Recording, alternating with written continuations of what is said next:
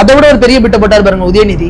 தமிழ்நாட்டிலேயே நம்பர் 1 அமைச்சர் சேகர் பாபு. எப்படி இந்த கோவில்கள்ல இருக்கிற நிலங்கள்லாம் ஆட்டையை போட்டு, குளங்கள்லாம் ஆட்டையை போட்டு, கோவில் நகைகள்லாம் ஆட்டையை போட்டு, எங்க திரும்பினாலும் கோவில்கள்ல பிரச்சனை குழப்பம் இதை மட்டுமே உண்டு பண்ணிட்டு இருக்கிற சேகர் பாபு அவர்கள், நீ அங்க கடவுள்னா என்னன்னே பேசக்கூடாது, கடவுள்னே ஒண்ணு கிடையாது, கடவுளை கும்பிடுற முட்டா பையன்னு சொல்ற ஒருத்தனை கொண்டு நீ கோயிலுக்குள்ள விட்டீங்கன்னா அவன் அந்த கோவில்ல இருக்கிறதெல்லாம் எப்படி இது பண்ணுவான்? கோவில் என்ன உங்களுக்கு பிசினஸ் பண்ற இடமா?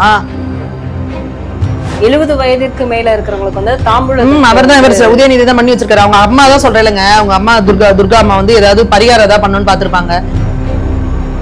பெண்கள்லாம் என்னை அண்ணான்னு சந்தோஷமா நினைக்கிறாங்க. அண்ணன் வீட்டு சீர் 1000 ரூபாய் வந்திருக்குன்றாங்க. அண்ணன் வீட்டு சார்னா யாரு அப்ப வீட்டு காசுது? உங்க கட்சி நிதியில இருந்து குடுக்குறீங்களா? திமுக கட்சி நிதியில இருந்து 1000 ரூபாய் குடுக்குறீங்களா? இல்ல கருணாநிதியோட குடும்ப சொத்துல இருந்து குடுக்குறீங்களா? மாசம் 1000 ரூபாய். கோவையில இவ்வளவு பெரிய ஒரு விஷயம் நடக்குது, அன்னைக்கு வந்து பொன்முடிக்கு வந்து திரும்ப வந்து பொறுப்பை கொடுக்குறீங்க. அப்ப என்ன அர்த்தம்? அது ஒரு நடிகர் நடிகைகள் கூட வந்து இதுக்கு ஒரு கண்டனம் தெரிவிக்க மாட்டாங்க. ஏன்னா எல்லாரும் அவங்க கையில தானே இருக்காங்க. RS பாரதி பேசிருக்காரு, அதெல்லாம் நீங்க சும்மா சொல்றீங்க, எங்கேயோ அங்க ஒண்ணுங்க சொல்லாதீங்க. பெண்களுக்கு பாதுகாப்பான மாநிலத்துல வந்து தமிழ்நாடு தான் முதல் இடத்துல இருக்குங்கிறாரு. இப்ப இந்த தூய்மை பணியாளர் கேட்கிற கேள்விக்கு பதில் சொல்லுங்க. ஏழை குழந்தைகளின் அடிப்படை கல்விக்காக உதவ singleteacherschools.org இணையதளத்தை தொடர்பு கொள்ளுங்கள்.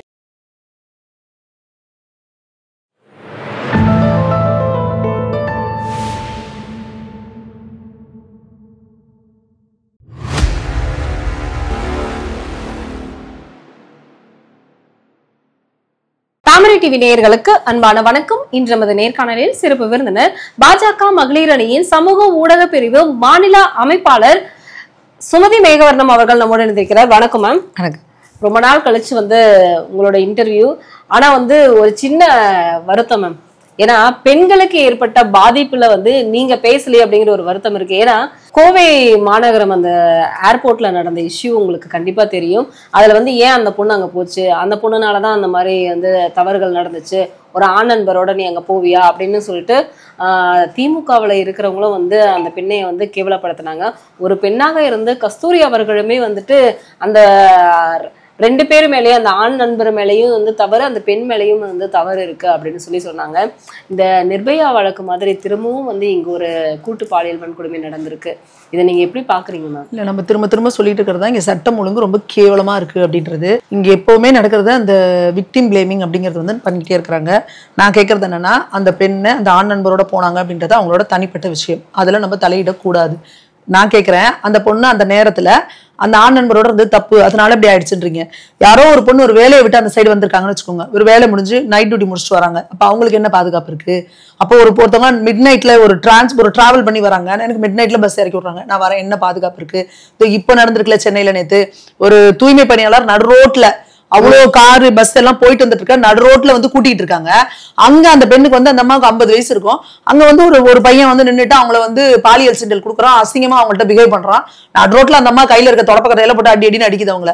ஒருத்தங்கனால அந்த அம்மா அடிச்சு துரத்திடுச்சு. இதே 2-3 பேரா வந்து அந்த வண்டிக்குள்ள அந்த அம்மா தூக்கிட்டு போயிட்டு இருந்தா என்ன பண்ணிருக்க முடியும்? கண்டிப்பா. அப்ப இங்க பாதுகாப்பு, பெண்கள் பாதுகாப்பு அப்படிங்கிறது ஒரு மிகப்பெரிய கேள்விக்குறியாவும் ஒரு பெரிய அச்சத்தை பெண்கள்கிட்ட ஏற்படுத்தி இருக்கு. அந்த வீடியோல பேசுறப்ப அந்த அம்மா எப்படி அழுகுறாங்க பாருங்க.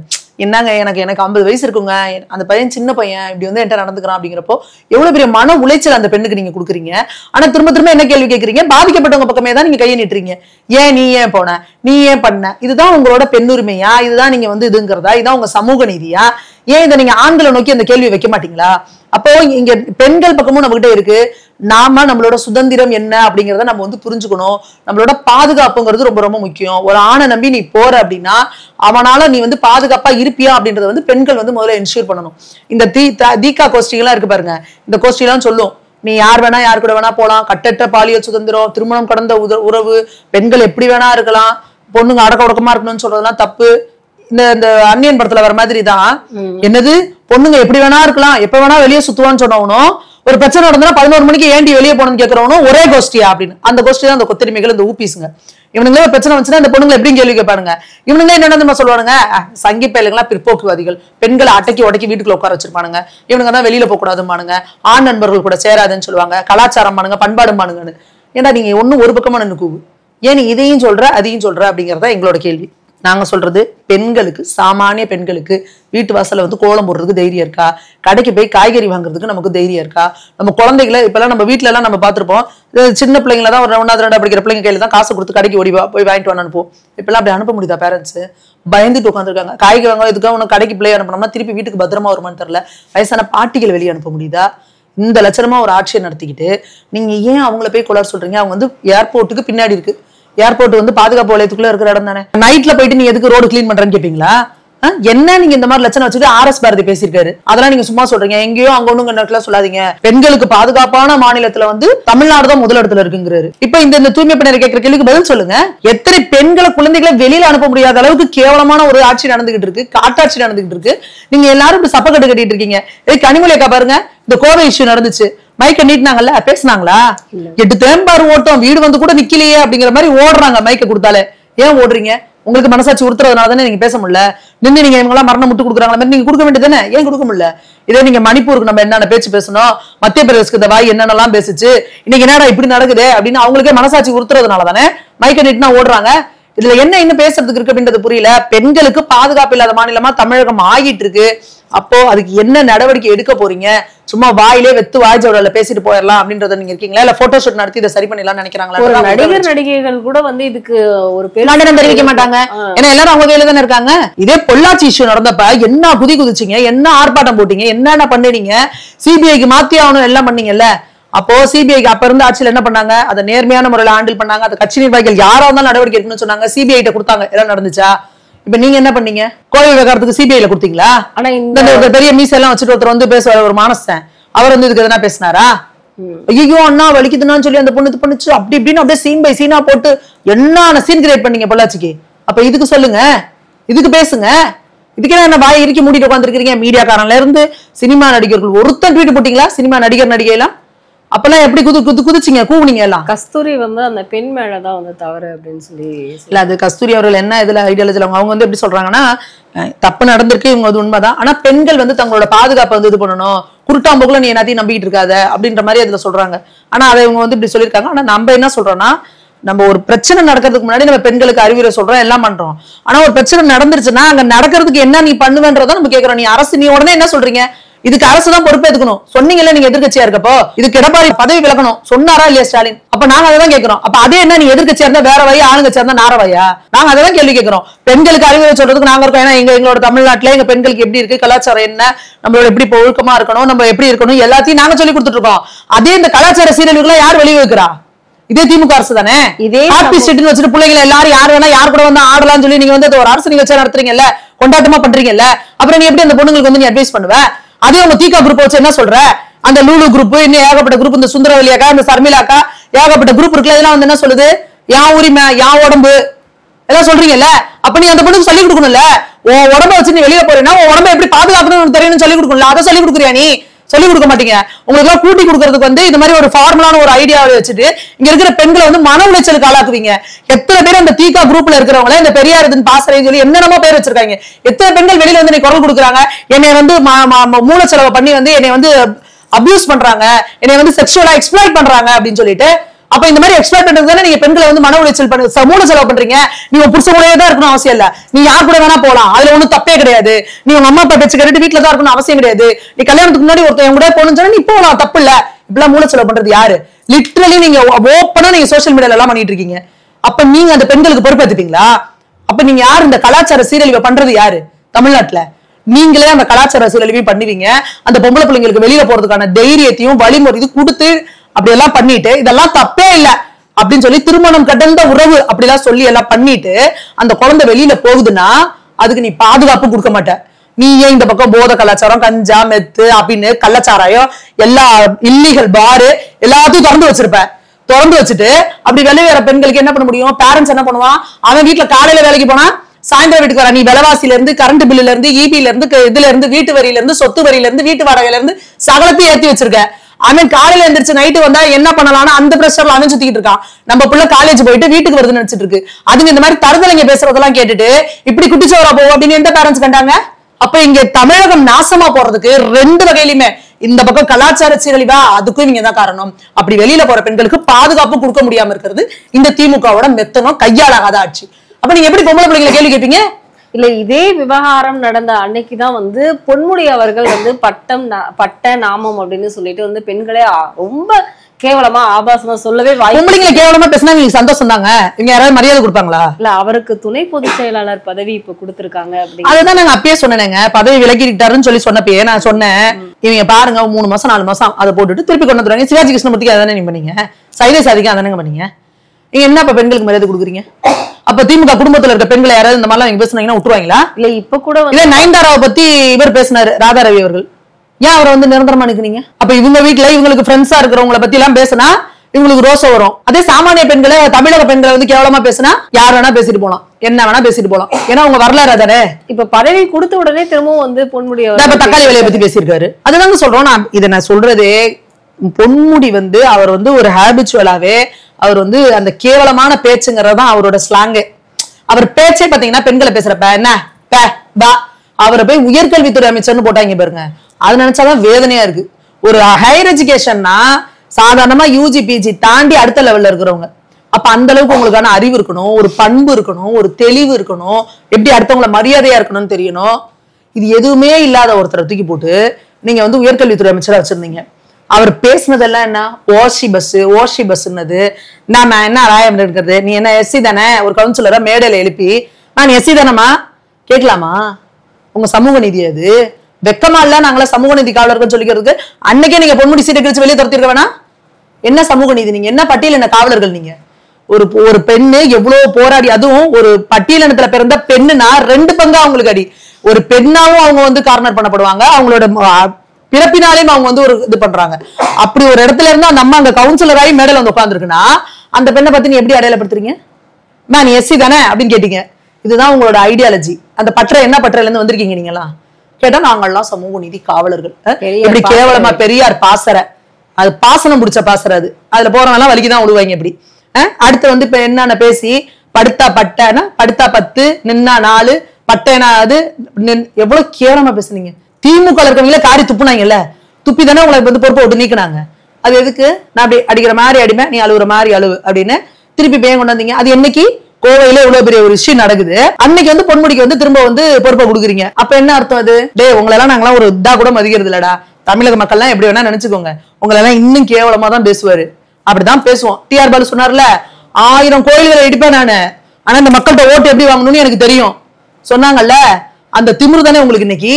பெண்களை எவ்வளவு வேணா இழிவா பேசுவோம், ஆனா பெண்கள் ஓட்டு எங்களுக்கு தான் சொல்லுவோம். இந்து கடவுள்களை இழிவா பேசுவோம், ஆனா இந்துக்கள் ஓட்டை நாங்க வாங்கிடுவோம். 1000 கோயிலை நாங்க இடிப்போம், ஆனா அந்த கோயில போய் உளுந்து சாமி கும்பிடுறவன்ட்ட ஓட்டு வாங்குவோம். அப்படின்ற உங்க திமிருக்கும் மமதைக்கும் தானே நீங்க இந்த மாதிரி ஆக்ஷன் எல்லாம் பண்ணிட்டு இருக்கீங்க. இப்ப பொன்முடி கேட்கிறாரு, தக்காளி விலை ஏங்க 100 ரூபாய் வச்சுனா, தக்காளி விலை ஏறினா என்னமா 1000 ரூபாய் கொடுக்குறோம்ல அப்படிங்கிறாரு. அப்ப 1000 ரூபாய் கொடுத்தா என்ன பண்ண முடியும்? இப்ப பொன்முடி இந்த மாதிரி திமுக எம்எல்ஏக்கள் அமைச்சர்கள் இருக்காங்கல்ல, அவங்களுக்கு எல்லாம் மாச சம்பளம் 1000 ரூபாய் கொடுத்தா வாங்கிக்குவாங்களா? 1000 ரூபாய் வச்சு குடும்பம் நடத்திடுவாங்களா? அவங்களாம் இவங்களுக்கு எல்லாம் 1000 கோடி கொடுத்தாலே பத்த மாட்டேங்குது. ஆனா பொதுமக்களுக்கு 1000 ரூபாயை கொடுத்துட்டு 1000 ரூபாய் ஒரு தக்காளி ஒரு மாசத்துக்கு ஒரு குடும்பத்துக்கு ஒரு வாரத்துக்கு 1 கிலோ அதுன்னு வச்சுக்கோங்க, 4 வாரத்துக்கு ஒரு மாசத்துக்கு வாங்கினாலே 400 ரூபாய் அதுக்கே போயிருது. குடிக்கிற தண்ணி கேன் விலை என்ன இன்னைக்கு 30 இருந்து 35 ரூபாய். தண்ணி கேன் வாங்குறதுக்கே இந்த 1000 ரூபாய் பத்தாது மாசத்துக்கு. குடி தண்ணி இருக்கே, தரமான குடி தண்ணீர் கொடுக்குறீங்களா நீங்க? கார்பரேஷன்ல வர தண்ணி எப்படி குடிக்க முடியுமா? என்ன ஒரு கேவலமான ஆட்சி நடத்திட்டு இந்த 1000 ரூபாய் குடிக்கிறத 1000 தடவை சொல்லி காட்டுறீங்க.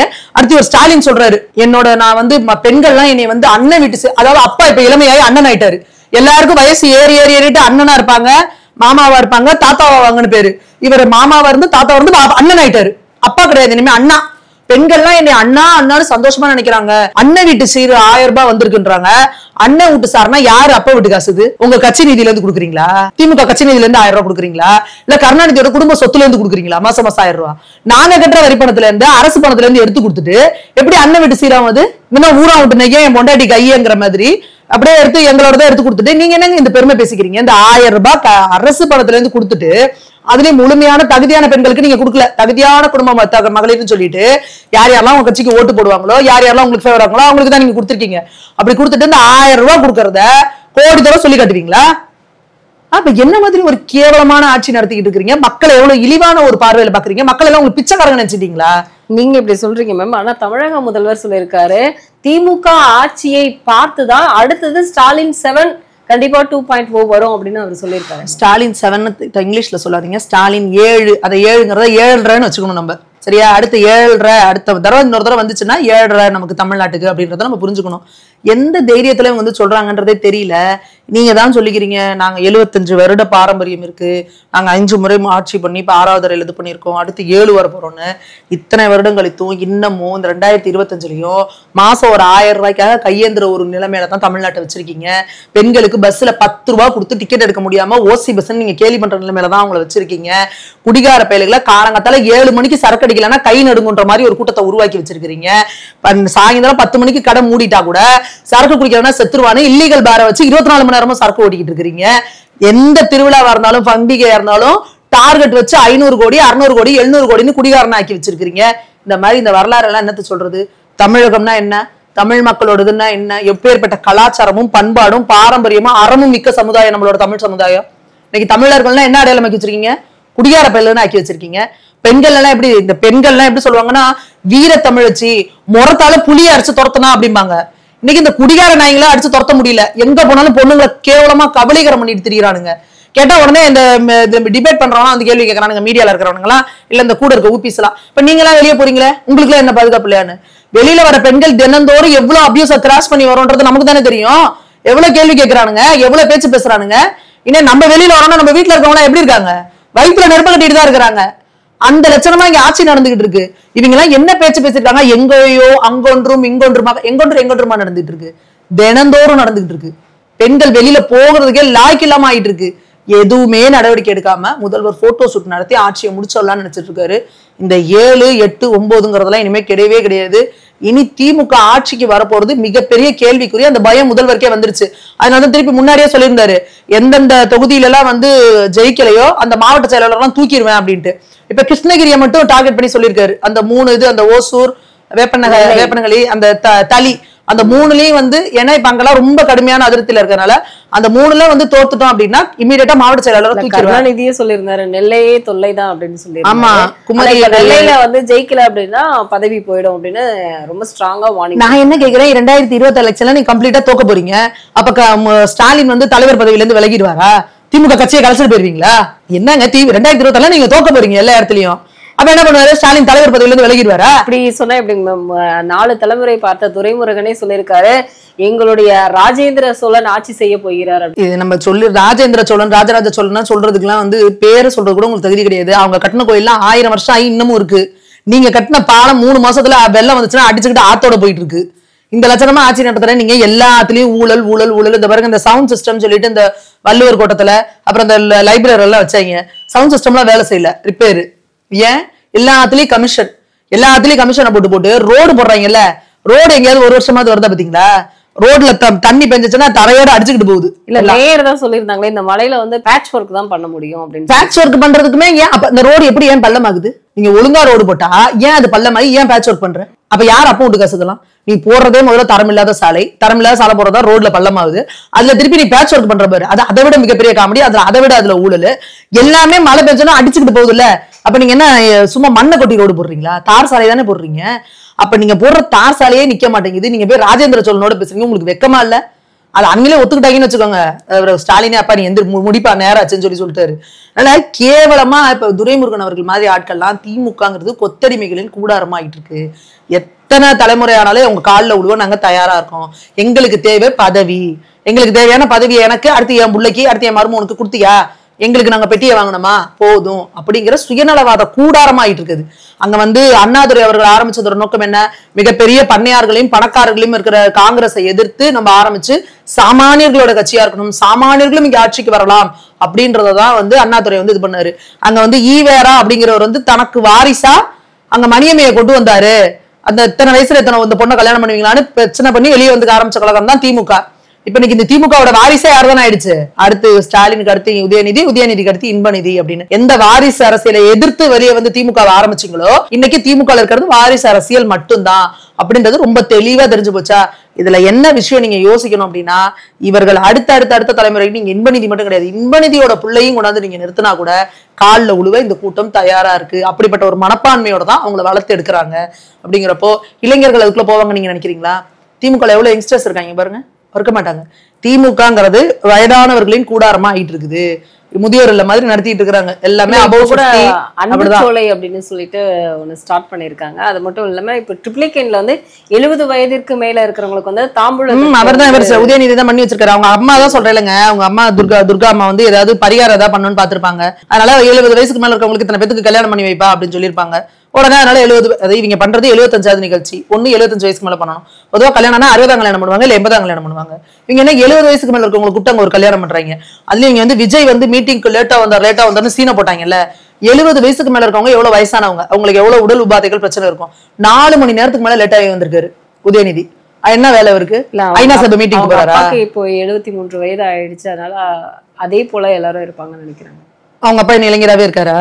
இல்ல இப்ப நீங்க தானே சொன்னீங்க அண்ணான்னு. அவரே சொல்லிக்கிறாரு, நாங்களா சொல்றோம். அவரே அவர் சொல்லிக்கிறாரு அண்ணான்னு. அவர் வீரன் தன்னை வந்து இப்படி உணர்கிறார் அப்படிங்கிற மாதிரி அவரே தன்னை உணர்ந்துக்கிறார். இப்போ உலகத்திலேயே அது மட்டும் இல்லாம தமிழ்நாட்டிலேயே நம்பர் 1 முதல்வர் வந்து ஸ்டாலின் அவர்கள் தான். நம்பர் 1 அமைச்சர் வந்து சேகர் யார் சொன்னது? பெருமையா உதயநிதி சொல்லியிருக்காரு. அவங்களே தான் பட்டம் கொடுத்துக்கணும், வெளியில இருந்து யாரும் கொடுக்க மாட்டாங்க. இதை யார் சொல்லணும்? நீங்க நம்பர் 1ன்னு யார் சொல்லணுங்க? ஒண்ணு ஏதாவது ஒரு சென்சஸ் எடுத்து அவங்க சர்வே எடுத்து சொல்லணும், இல்ல மக்கள் சொல்லணும் சூப்பரா ஆட்சி பண்றாருங்கன்னு. நீங்களே உங்களுக்கு அப்பா புள்ளைய இது பண்றது, அப்பா வந்து பையனை வந்து கொள்கை இளவலா பட்டம் கொடுத்திருக்காரு. கொள்கை இளவல் என்ன கொள்கை? கூப்பிட்டு உதயநிதியை கூப்பிட்டு சமூக நீதினா என்ன சொல்லு, அட திராவிடம்னா என்னன்னு சொல்லியா, அட திராவிட மாடல்னா என்னன்னு சொல்லியா கேளுங்க. சொல்ல தெரியுமா? திராவிடம்னா என்னன்னு நீ கேட்கறீல, அதான் திராவிடம். ரொம்ப நாளா எச் ராஜாவும் அததான் கேட்டுட்டு இருக்காரு. அதுக்கு பதில் சொல்ல மாட்டேங்க. தெரியாதுங்க, ஸ்டாலினுக்கே தெரியாது. தெரிஞ்சதுன்னு உதயநிதிக்கு தெரியும். அவரு கொள்கை இளவலாம். கொள்கைனா என்னன்னே தெரியாது, ஒரு கொள்கை இளவலாம். அப்ப ஸ்வீட் கொடுத்தவரை பாராட்டி இருக்காருல்ல. அதுதான் வேற வழி கிடையாதுங்க, அவங்களுக்கு வேற வழி கிடையாது. அவங்களுக்கு மாறி மாறி பாராட்டிப்பாங்க. அடுத்ததோ அதை விட ஒரு பெரிய பிட்ட போட்டார் பாருங்க உதயநிதி. தமிழ்நாட்டிலே நம்பர் 1 அமைச்சர் சேகர் பாபுவான். எப்படி இந்த கோவில்கள்ல இருக்கிற நிலங்கள்லாம் ஆட்டையை போட்டு, குளங்கள்லாம் ஆட்டையை போட்டு, கோவில் நகைகள்லாம் ஆட்டையை போட்டு, எங்க திரும்பினாலும் கோவில்கள்ல பிரச்சனை குழப்பம் இதை மட்டுமே உண்டு பண்ணிட்டு இருக்கிற சேகர் பாபு அவர்கள் பாருங்க கும்பாபிஷேகம் பண்றாங்க. தென்காசியில அந்த கலசம் ஒழிஞ்சு கீழே உழுது, தஞ்சை பெரிய கோயில்ல அந்த கலசம் சேதாரமா இருக்கு. எங்க திரும்பினாலும் கோவில்கள்ல பிரச்சனை, கோவில்கள்ல நிம்மதியா சாமி கும்பிட முடியல, நிலங்கள்ல பிரச்சனை. இப்ப கோர்ட் அவரை கேள்வி கேட்டிருக்குது, கோவில்களோட சொத்துக்கள் எங்க, மடங்கள், இதுக்கான நிலங்கள், இதை பத்தின ஆவணங்கள் எல்லாத்தையும் ஏன் நீங்க வந்து டாக்குமெண்ட் பண்ண மாட்டேங்கிறீங்க, ஏன் ஆன்லைன்ல ஏத்த மாட்டேங்கிறீங்க அப்படின்னு கேள்வி கேட்டா பதில் கிடையாது. கோர்ட் இப்ப 10 நாள் டைம் கொடுத்துருக்கு. கோர்ட் கேள்வி கேட்டிருக்கு, உங்கள்கிட்ட நிதி இல்லையா, இதெல்லாம் ஏத்துறதுக்கான நிதி இல்லையான்னு கேக்குறாங்க. நிதி உங்களுக்கு வேற எதுக்குலாம் இருக்கு? என்னென்ன பண்றீங்க? கோயில் காசை வச்சு கொள்ளை அடிச்சுக்கிட்டு, கோயில்ல கோடியா சார் உண்டியல் காசெல்லாம் வச்சு நீங்க என்ன பண்ணிட்டு இருக்கீங்க? கோவில் காசு செலவு பண்ணிட்டு இருக்கீங்க. கோவில் எல்லாம் ப்ராப்பரா உழவார பண்றதுக்கு இது கிடையாது.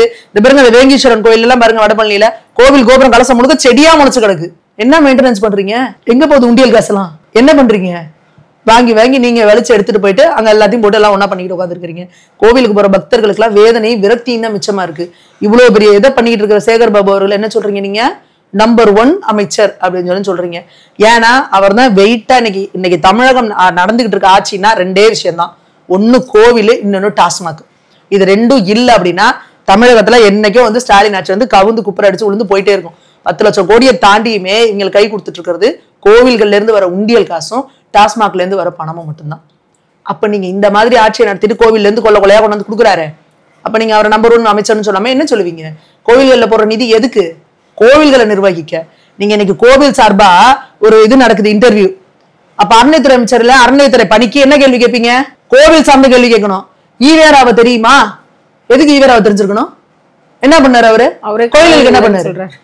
ஒரு கடவுள் இல்ல, கடவுளை கும்பிடுற காட்டு மிராண்டின்னு சொன்ன ஒருத்தர நீங்க வந்து எதுக்கு கோவில்ல கேக்குறீங்க? அறநிலையத்துறையில வேலைக்கு வரன்றவருக்கு வந்து ஈவேராவை தெரியாம இருக்க கூடாதா? திராவிட சித்தாந்தம் தெரியுமான்னு கேக்குறீங்க. கோயிலுக்கு வரவங்க சைவ சித்தாந்தம் தெரியுமான்னு கேட்கலாம். திராவிட சித்தாந்தம் தெரியுமான்னு ஏன் கேக்குற? அப்ப அறநிலையத்துறை என்ன வாக்கலாம்னு நினைக்கிறீங்க? திராவிட சித்தாந்தம் பேசுற ஈவேராவை ஃபாலோ பண்றவனை கொண்டு வந்து கோயிலுக்குள்ள வச்சினா அவன் கோவில்ல இருக்கிற சாமின்னு பாப்பானா, சலன் பாப்பானா? கல்லுன்னு தானே பாப்பான். அவனுக்கு பாக்குறதெல்லாம் பில்லர் எல்லாமே இந்த கல்லை கண்டா நாயை கண்டாங்க மாதிரி அவனுக்கு அந்த பில்லர் எல்லாம் பார்த்தா ஆகா இது இத்தனை கோடி தேரும், ஒரு ஐம்பன் சொல்ல ஆகா இது இத்தனை கோடி தேரும், அப்படித்தானே தோணும் அவனுக்கு. இதை தூக்குனா என்ன ஆகும்? இந்த ஒரு கவசம் இருக்கா, இதை கழட்டினமா இதுல கொஞ்சம் சுரண்டி எடுத்தோம்னா எத்தனை கிலோ தேரும்? பக்தியோட இருக்கவனுக்கு ஐயோ அது கடவுளோடது, நம்ம முன்னோர்கள் எத்தனையோ 1000 வருஷத்துக்கு முன்னாடி ஊரு கூடி அவெல்லாம் பணம் போட்டு நம்ம முன்னோர்கள் எல்லாரும் இதை செஞ்சிருக்காங்க, இதை பயபக்தமா செஞ்சு கொண்டாந்து திருப்பி மாட்டணும்ன்ற பக்தி இருக்கிறவனுக்கு அந்த பக்தி இருக்கும். நீ அங்க கடவுள்னா என்னன்னே பேசக்கூடாது, கடவுள்னே ஒண்ணு கிடையாது, கடவுளை கும்பிடுற முட்டா பயன்னு சொல்ற ஒருத்தனை கொண்டு நீ கோயிலுக்குள்ள விட்டீங்கன்னா அவன் அந்த கோவில்ல இருக்கிறதெல்லாம் எப்படி இது பண்ணுவான்? கோவில் என்ன உங்களுக்கு பிசினஸ் பண்ற இடமா? கோவில் வந்து என்னது காம்ப்ளெக்ஸா? இதை தூக்கி போடு, அதுல போடுது, இதை போடுங்கிறது. அங்கதான் பாருங்க, அதனாலதான் அந்த துவாரபாலகர் சிலையெல்லாம் ஓஸ் பைப் வச்சு அடிச்சுக்கிட்டு இருக்கானுங்க கிளீன் பண்றதுக்கு. அபிஷேகம் எப்படி பண்ணணும்? தண்ணி ஊத்தி கையில தேய்ச்சி கிளீன் பண்ணணும். அங்க எல்லாமே ஆன்மீகம், பக்தி, ஆகமத்தோட ஒவ்வொன்றுக்கும் சயின்ஸ். அது உங்களுக்கு கர்ம அறிவியலும் தெரிஞ்சு தொலையாது, ஆன்மீகமும் தெரிஞ்சு தெரியாது. வாய்க்கு வந்ததெல்லாம் பேசுற ஒரு காட்டுமராண்டி கூட்ட தலைவனை வச்சுக்கிட்டு அவரு பாவம் அவரே தலைவன் அவரே ஏத்துக்கல. அவரை நீங்க இருந்த காலத்துல வரைக்கும் ஏத்துக்கல.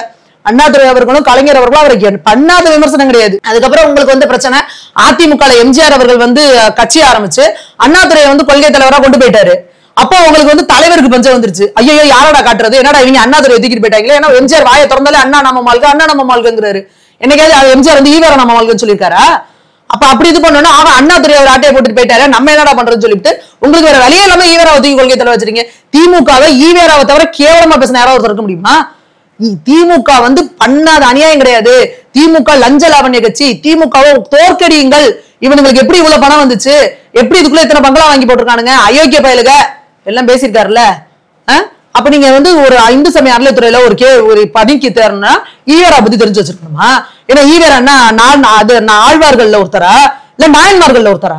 ஈவேரா பத்தி தெரிஞ்சிருந்தா கோயிலுக்குள்ள போக முடியுமா? நேத்தே சொல்லியிருந்தாங்க. இப்போ வந்து புத்தர், சித்தர், வள்ளுவருக்கு அப்புறம் வந்து பெரியார் தான் அப்படின்னு சொல்லி எவன் சொன்னது அப்படின்னு இந்த திமுக 75ல வந்து அந்த தன்மானமிக்க கழகம் அவர்களுடைய நாடகத்துல வந்து போட்டிருந்தாங்களே. அதுதான் சொல்றேன், இது எப்பேற்பட்ட ஒரு கொத்தடிமை கூட்டம், மூளை பகுத்தறிவுங்கிறாங்க, அறிவே இல்லாத ஒரு கூட்டம்ன்றது தெரியுது. இந்த புத்தரு சித்தரு இவர்கள்லாம் எப்பேற்பட்டவங்க, இவங்கெல்லாம் எப்படி தன்னை உணர்ந்து எப்படி இந்த உலகத்துக்கு வந்து மக்களுக்கு வெளிச்சத்தை கொடுக்கலாம். இங்க மெய்ஞானம்ங்கிறது எவ்வளவு பெரிய விஷயம், எவ்வளவு பெரிய ஆன்மீகம்ங்கிறது எவ்வளவு பெரிய சயின்ஸ், நமக்கு மீறிய சக்தி எவ்வளவு பெருசு நம்மளுக்கு இயங்கிக்கிட்டு இருக்கு, இந்த பிரபஞ்சம்ங்கிறது எவ்வளவு பெருசு, ஆன்மீகத்துல நீ எப்பேற்பட்ட விஷயங்களை நீ சாதிக்கலாம். இந்த மாதிரி சாமானிய, அதாவது இந்த 1ஆம் கிளாஸ் 2ஆம் கிளாஸ்ல இருக்கான்ல அவன் கிட்ட போய் நீ PhD பார்த்த சொன்னீங்கன்னா உனக்கு புரியுமா? அப்போ இந்த திமுக கூட்டம் தீக்கா கூட்டம்லாம் இருக்கு பாரு, இந்த 1ஆம் கிளாஸ் பார்த்த கூட முடிக்காதவங்க, அதுக்கும் கீழே ஸ்கூலுக்கே போகாத கேஸ், இதெல்லாம் வீட்டுல உட்காந்துருக்க கேஸ். இவங்க கிட்ட போய் இந்த PhD பாரத்தை பத்தி சொன்னா புரியுமா? அவங்களுக்கு கொண்டு வந்து புத்தர் சித்தர் கூட நீங்க சேர்க்கிறீங்கன்னா அப்ப எப்பேற்பட்ட மூடர் கூட்டம் இது. நீங்க வந்து பகுத்தறிவு வேதனை இப்படி சொல்லிங்க, மூடர் கூட்டம். இதை ஈவேரா ஒத்துருப்பாரா? ஈவேரா வந்து உங்களை வந்து ஒரு சித்தரோட, ஒரு கடவுளை இது பண்ணவரோட, ஒரு புத்தர் யாரு? சித்தார்த்தன்ற ஒரு இந்து தானே, இந்து மன்னன் தானே. அவர் என்ன சொல்றாரு? கடவுள் இல்லைன்னு சொன்னாரா புத்தரு? கடவுளை ஓங்குல பாருன்னு தானே சொன்னாரு. நீதான் கடவுள்னு சொன்னார்ல. ஒரு ஏழை பசியோடுறவனா அவனுக்கு போய் கொடுன்றாருல. எவ்வளவோ இந்து மத போதனைகளை அவரோட வழியில அவர் இது பண்ணாரு. அதானே நீ அப்புறம் ஈவேரா ஒரு ஒன்னா? புத்தர் யாரு 70 வயசுல கல்யாணம் பண்ணிக்கிட்டாரா? அப்புறம் சித்தர்கள்லாம் வந்து கல்யாணம் பண்ணி சொத்து போயிடக்கூடாதுன்னு சொல்லிட்டு 70 வயசுல 26 வயசு பொண்ணை கல்யாணம் பண்ணிக்கிட்டாங்களா? அவங்க வந்து ஈவேராவோட இது பண்றீங்க. எந்த சித்தனாவது எந்த புத்தனாவது உன் புருஷன் 4 பேர் கூட போயிட்டானா நீ 4 பேர் கூட போ, சமன்பட்டு போயிடும் அப்படின்னு சொன்னாங்களா? எந்த புத்தனாவது சித்தனாவது வந்து கர்ப்பப்பையை எடுத்து போட்டுரு, பெண்மையோட பெருமையோட போட்டுறதுதான் இந்து மதம். இங்க எப்படி சிவன் தனக்கு சரிபாதியா வந்து சக்திக்கு கொடுத்தாரு, அங்க சக்தியை கர்ப்பப்பையை எடுத்து போட்டு நீ என் கூட வந்து ஆம்பளையாவுன்னு சொல்லல. அவரு பெண்மைக்கு உண்டான அடையாளத்தோட என்ன சரிபாதி நீ அப்படின்னு சொல்லி கொடுத்தது இந்து மதம். எத்தனை ஆயிரம் ஆண்டுகளுக்கு முன்னாடி ஆணும் பெண்ணும் சமம் சொன்னது அது. நீ என்ன பொண்ணை வந்து கர்ப்பப்பையை எடுத்து போட்டுரு, முடிய வெட்டிரு இப்படிலாம் சொன்னீங்களா? நீங்க ஆம்பளைய வந்து நீ வந்து இது பண்ணிக்கடா அப்படின்னு ஏன் சொல்லிக்கல? நீங்க ஏன் ஆம்பளைய வந்து நீ வந்து கருத்தரை பண்ணிக்கடான்னு சொல்லிக்கல? அப்பயும் ஆம்பளை சுகவாசியா இருக்கணும். அப்ப எப்பேற்பட்ட ஒரு ஆணாதிக்கவாதி பாருங்க ஈவேரா. ஆம்பளை அப்படியே சுகமா இருக்கணும். இதே நான் கர்ப்பப்பையை எடுத்து போடுன்னு சொன்னாங்கல்ல, ஏன் பெண்களை மார்பகங்களை அறுத்துக்கோன்னு சொல்ல? நீ பெண்ணி அடையாளம் தானே அது. ஏன் உங்களுக்கு காம இச்சைக்கு பெண்கள் வேணும். ஆனா நாளைக்கு நீ போனீங்கன்னா அந்த பொண்ணு நாளைக்கு கர்ப்பப்பையை எதாச்சும் என்ன பண்ணுவா? புள்ள வந்துடும். புள்ள வந்தா ரெஸ்பான்சிபிலிட்டி, என்ஜாய்மெண்ட் வித்தவுட் ரெஸ்பான்சிபிலிட்டி. இந்த மாதிரி ஒரு கேவலமான ஐடியாலஜி வச்சுட்டு ஒரு குயுக்தியோட ஒரு பொம்பளை ஆசைக்கு வரணும். ஆனா அவளுக்கு கர்ப்பப்பை இருக்கக்கூடாது. ஆனா மித்தபடி அதுக்கு எனக்கு தேவையான எல்லாமே இருக்கணும் அப்படின்னு பேசுற ஒரு அயோக்கியனை வச்சுக்கிட்டு நீங்க இன்னைக்கு தலைவனா பேசிக்கிட்டு என்ன நீங்க ஒரு ஐடியாலஜி பேசிட்டு இருக்கீங்க? நீங்க அவங்களை கொண்டு போய் புத்தரோட சித்தரோடையும் பேசுறது, இந்து சமய அறநிலையத்துறைக்குள்ள கோவில்கள் வந்து அவரை பத்தி பேசுறீங்கன்னா வெறும் தமிழக மக்கள் நான் முட்டாள் நினைச்சிட்டு இருக்கீங்களா? அப்ப என்ன நீங்க தமிழர்கள் வந்து எப்ப இன்னைக்கும் தமிழக மக்கள்கிட்ட யாருக்கிட்டே போய் ஈவேரா பத்தி நீங்க என்ன நினைக்கிறீங்க கேளுங்க. அந்த ஒரு பைத்தியம் கண்டு போயிருவாங்க. அப்படி அவங்க கடந்து போறதுனால நீங்க என்ன நினைக்கிறீங்க? நீங்க என்ன வேணா அவர் வந்து ஒரு பெரிய பிம்பமா கட்டமைக்கலாம் அப்படின்னு நினைக்கிறீங்களா? நீங்க எத்தனை நாள் அந்த பெண்களுக்கும் தமிழர்களுக்கும் திருப்பி உங்களை கேள்வி கேட்க எப்படியா நீங்க வந்து அவங்க எங்களோட தலைவரை நீங்க வந்து அடையாளப்படுத்தலான்னு சொல்லுங்க. இன்னைக்கு வந்து ஸ்ரீரங்கத்துல போயிட்டு அண்ணாமலை அவர்கள் பேசினாரு, இந்த சிலை வந்து இங்க இருக்காது, நாங்க ஆட்சிக்கு வந்து எங்க போகும்னு. உண்மையாலுமே ஒரு மக்கள் தலைவரா எவ்வளவு பெரிய பிரச்சனையா இருக்கு தமிழ்நாட்டுல?